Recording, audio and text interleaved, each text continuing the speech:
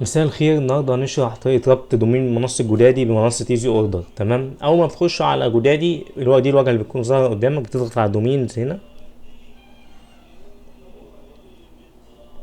بعدين بتضغط على مانج دي ان اس.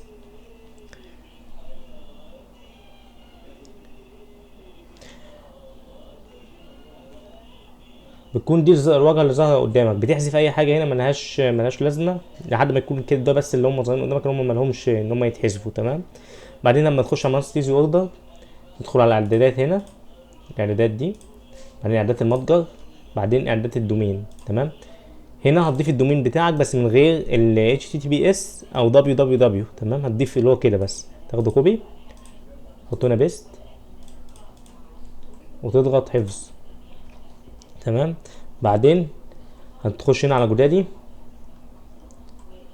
ادد نيو ريكورد، هتختار سينيم، والنيم هيبقى تلاتة دبليو اللي هو www، والفاليو هنا اللي هي الفاليو الموجودة دي تاخدها نسخ، تحطها هنا.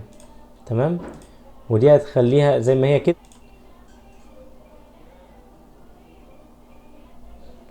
بعدين هتخش على اعدادات الفورwarding هنا،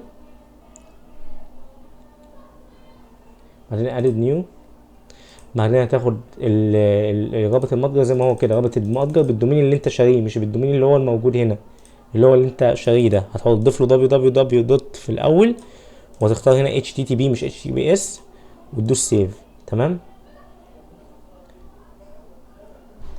ممكن يشتغل دلوقتي وممكن ياخد لحد 48 ساعه. تمام، احنا هنجرب مثلا نشغله دلوقتي كده، نجرب نشوف دلوقتي هيشتغل ولا لا. هو كده تم ربطه صح، يعني كده اتربط. نضغط كده. تمام، لو هو ما اشتغلش يبقى هو ممكن ياخد من ساعه لحد 48 ساعه لحد ما يشتغل. تمام، وبس كده، دي كانت طريقه ربط دومين منصه جودادي بمنصه ايزي اوردر. اشوفكم في فيديو جديد، ما تنسوش تشترك في القناه عشان تتابع كل الفيديوهات الجديده.